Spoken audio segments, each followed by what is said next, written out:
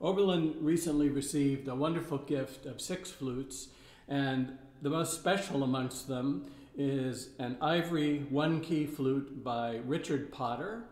Richard Potter was the first member of the very famous group family of English flute makers that went on throughout the 19th century.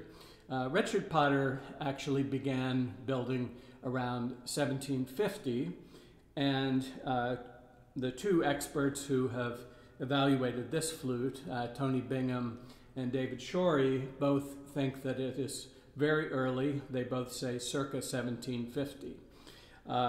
It's in strikingly beautiful condition. It has, to the best of my knowledge, no repairs at all, and as I hope you can hear from the demonstration, it plays very well. It plays really nicely in tune. The very top register is not as easy to play as flutes from the second half of the 18th century, so it feels a little more like a baroque flute. It's sort of in this transition between the idea of the baroque flute having the rich low sound rather than an agile high register, and this is not so agile on the top, but is really very rich on the bottom.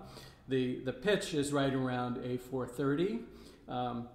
It is easy to tell that this flute has shrunk, as is often the case with ivory flutes, because the silver rings, especially this one, is now too large for the ivory that it fits over. And we can see from examining the flute that this was originally threaded. So it wasn't glued on, it was meant to be screwed on, and that no longer fits. And so obviously that means the ivory has shrunk. So it probably was at a somewhat lower pitch, maybe even as low as 420 when it was originally built, but certainly 425 or that area. But it is a very wonderful flute. The embouchure hole, which is critical for the quality of old flutes and new flutes, is superb. It's beautifully shaped. It's in absolutely immaculate condition.